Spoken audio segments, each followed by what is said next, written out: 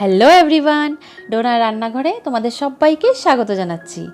আজকে আমি তোমাদের সঙ্গে শেয়ার করতে চলেছি 3 ইনগ্রিডিয়েন্টস পেস্ট্রি রেসিপি। হ্যাঁ, তোমরা ঠিকই শুনেছো, এই সুন্দর পেস্ট্রিটা বানানোর জন্য আমি ইউজ করেছি মাত্র 3টে জিনিস। আর এটাতে আমি ডিম, ময়দা, বাটার কিছুই ইউজ করিনি। আর এটা আমি বানিয়েছি গ্যাস ওভেনে। তো তোমরা খুব সহজে অনায়াসেই এই পেস্ট্রিটা বানিয়ে ফেলতে পারো।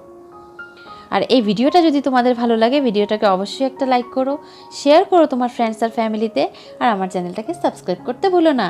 আর সাবস্ক্রাইব করার পর যে একটা বেল আইকন থাকে, সেটাতে অবশ্যই প্রেস করে দিও।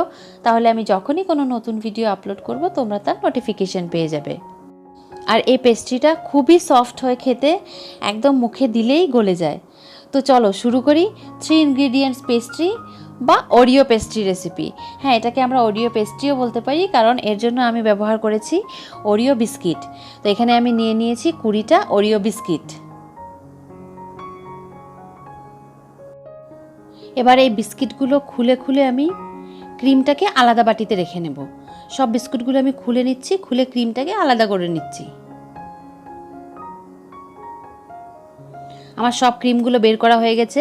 এবার এই ক্রিমের বাটিটা আমি আলাদা করে রেখে দেবো, পরে আমি সেটা ইউজ করব। আর এই বিস্কিটগুলোকে আমি মিক্সিতে ব্লেন্ড করে একটা ফাইন পাউডার বানিয়ে নেব।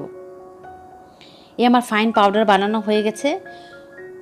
এখান থেকে আমি 2 টিস্পুন এই ক্রিমের বাটিটাতে রেখে দেব। বেশি না, জাস্ট 2 টিস্পুন।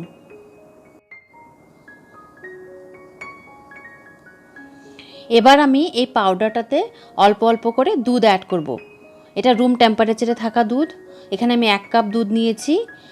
তো দেখি কতটুকু লাগে আমার, কিন্তু আমি একসঙ্গে বেশি দুধ অ্যাড করব না, আমি অল্প অল্প করে দুধ অ্যাড করব আর মেশাবো ভালো করে।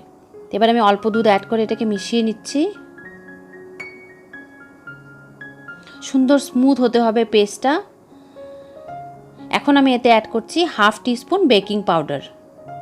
মিশিয়ে নেব ভালো করে বেকিং পাউডারটা এই পেস্টের সঙ্গে। এবার আমি এতে আরও অল্প দুধ অ্যাড করব। আর এটা আমাদের কেকের ব্যাটার, তো এটা একটা পোরিং কনসিস্টেন্সিতে হতে হবে। খুব বেশি ঘনও না, আবার খুব বেশি পাতলাও না। তোমরা দেখতে পাচ্ছ।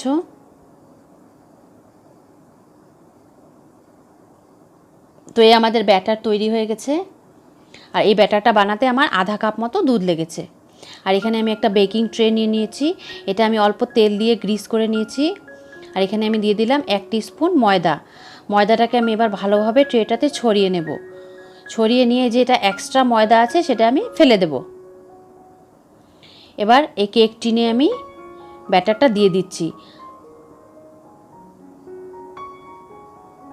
দিয়ে ভালো করে এটাকে স্প্রেড করে দেব। একটু ট্যাপ করে দিচ্ছি যাতে এয়ার বাবলসগুলো বের হয়ে যায়। আর এটাকে আমি বেক করব কড়াইতে। আমি আগেই বলেছি এটা আমি গ্যাস ওভেন ইউজ করব। তো এই কড়াইটাকে আমি 10 মিনিটের জন্য প্রিহিট করে নিয়েছিলাম। এবার এই বেকিং ট্রেটা আমি এতে বসিয়ে দিয়ে খুব লো হিটে 10 থেকে 12 মিনিট আমি বেক করব। এটা খুব পাতলা হবে কেকটা, তো 10 থেকে 12 মিনিটের বেশি এটা লাগবে না। তো 12 মিনিট হয়ে গেছে আমার, আমি চেক করছি। তো একটা টুথপিক নিয়ে নিয়েছি আমি চেক করার জন্য। তোমরা দেখতে পাচ্ছ টুথপিকটা একদম পরিষ্কার এসছে, তার মানে কেকটা বেক হয়ে গেছে। তো এবার আমি এটা কড়াইয়ের থেকে বের করে একটু ঠান্ডা হতে দেবো কেকটাকে। কেকটা ঠান্ডা হয়ে গেছে। এবার আমি সাইড থেকে ছুরি দিয়ে একটু ছাড়িয়ে নিচ্ছি কেকটাকে। এবার আমি এটাকে উল্টে দেব। তোমরা দেখতে পাচ্ছ কত সুন্দরভাবে এটা বের হয়ে এসছে, কারণ আমি এটাতে ময়দা দিয়ে কোট করে দিয়েছিলাম। আর তোমরা কিন্তু যদি বাটার পেপার থাকে তোমরা সেটাও দিতে পারো নিচে। তো এবার আমি কেকটাকে পুরো 2 ভাগে ভাগ করে নেব। তোমরা দেখো, আমি ক্যামেরাতে সামনের থেকে দেখাচ্ছি কত সুন্দর সফট একদম স্পঞ্জি কেক হয়েছে, খুবই ভালো হয়। আর এই কেকটা কিন্তু তোমরা এভাবেও খেতে পারো, খুবই টেস্টি হয় খেতে। তো এবার আমার কাছে যে ক্রিম আর একটু বিস্কুটের গুঁড়ো ছিল সেটা আমি ভালো করে মিশিয়ে নেব। খুব ভালো করে এটা মেশাতে হবে। এটা একটু সময় লাগবে, 5-7 মিনিট লাগবে এটা মেশাতে। দেখতে পাচ্ছ তোমরা, এভাবে মেশাতে মেশাতে এটা একটা ক্রিমের টেক্সচার চলে এসছে। এবার এই ক্রিমটা দিয়ে আমি কেকটাকে সুন্দর করে ডেকোরেট করব। তো চলো, এবার অল্প অল্প করে আমি ক্রিম নিয়ে ছুরির সাহায্যে এভাবে এক পিস কেকের উপর সুন্দর করে স্প্রেড করে দিচ্ছি। একদম পাতলা লেয়ার করব আমি এটা। খুব পাতলা করে আমি এটাতে কেকটাকে সুন্দর করে লাগিয়ে দিচ্ছি। এবার আমি এটার উপরে আরেক পিস কেক বসিয়ে দেব, দিয়ে ঠিক একইভাবে এটার উপরে আমি ক্রিমটা পাতলা করে লাগিয়ে দেব।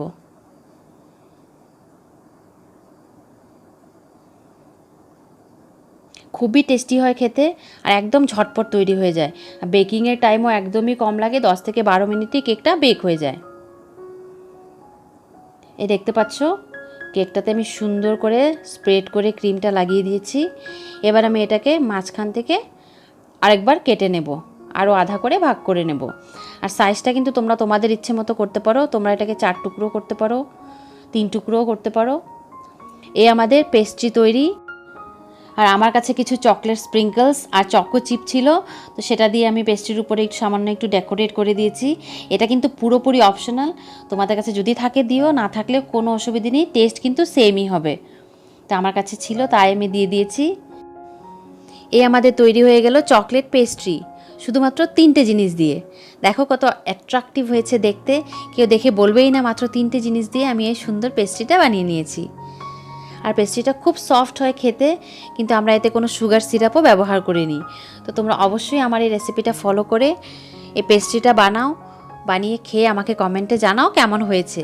আর এই ভিডিওটা যদি তোমাদের ভালো লাগে, ভিডিওটাকে অবশ্যই একটা লাইক করো। আবার ফিরে আসছি নতুন কোনো রেসিপির সঙ্গে। তোমরা সুস্থ থেকো, ভালো থেকো, বাই বাই।